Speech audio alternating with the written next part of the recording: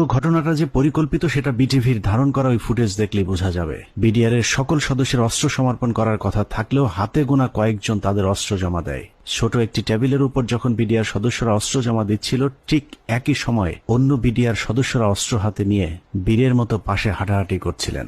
ঘটনার এখানেই শেষ নয়। অস্ত্র সমর্পণের নাটক শেষে যারা অস্ত্র জমা দিয়েছিলেন তারাই আবার জমা দেয়া অস্ত্রগুলো হাতে তুলে নিচ্ছিলেন। বিটিভির ক্যামেরাম্যান হয়তো ভুলক্রমে নাটকের বাইরের ওই দৃশ্য ধারণ করে ফেলেছিলেন। 25 তারিখ রাত যতই গভীর হয়েছে, সরকারের ষড়যন্ত্র ততই দিনের মতো পরিষ্কার হতে থাকে। সরকারের পরিকল্পনায় রাতে বিডিআরের আত্মসমর্পণের দাবি করে পিলখানায় ঢুকা সরকারি প্রতিনিধি দল ভোর 4:10 বেরিয়ে আসে নিজেদের বাছাই করা মাত্র 15 জন জিম্মিকে উদ্ধার করে। এরপর নাটক শেষে পরদিন সকাল শুরু হয় আরেক নাটকের মধ্য দিয়ে। 26 তারিখ সকাল 9টায় কৃষিমন্ত্রী মতিয়া চৌধুরী, জাহাঙ্গীর কবির নানক, জাতীয় পার্টির চেয়ারম্যান হোসেন মোহাম্মদ এরশাদ, আইন প্রতিমন্ত্রী কামরুল ইসলাম এবং ব্যারিস্টার তাপস আবারও পিলখানার 4 নম্বর গেটে উপস্থিত হন। ওদিকে 3 নম্বর গেটে আওয়ামী লীগের 200-300 নেতাকর্মী উপস্থিত হয়ে আবারও বিডিআর এর পক্ষে স্লোগান দিতে থাকেন। এক পর্যায়ে মিছিলটি পিলখানার ভেতরে ঢুকে যায়। তবে ভেতরে যে কজন ঢুকেছিলেন তার চেয়ে কয়েক গুণ বেশি লোকজন নিয়ে পিলখানা থেকে কিছুক্ষণ পরে বেরিয়ে আসে আওয়ামী লীগের ওই মিছিলটি।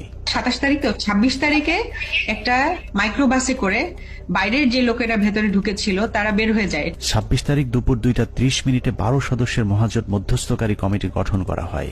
আওয়ামী লীগ নেতা আব্দুল জলিলের নেতৃত্বে এই কমিটি আবারও হোটেল আম্বালাইনে বিডিআর এর সাথে লোক দেখানো বৈঠক করেন।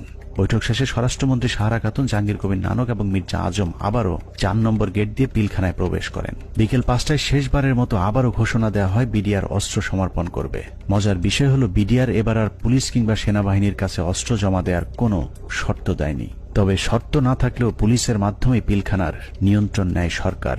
এর পরপরই শেখ হাসিনা জাতির উদ্দেশ্যে ভাষণে বলেন, পরিস্থিতি এখন সম্পূর্ণ সরকারের নিয়ন্ত্রণে। নানা ধরনের গুজব ছড়িয়ে পরিস্থিতিকে ঘোলাটে করার চেষ্টাও মহল বিশেষ করছে, সে বিষয়েও সকলকে সজাগ থাকার আমি অনুরোধ জানাই। 27 তারিখ বাংলাদেশের মানুষের ঘুম ভেঙেছে ইতিহাসের নারকীয় এক হত্যাকাণ্ডের সাক্ষী হয়ে।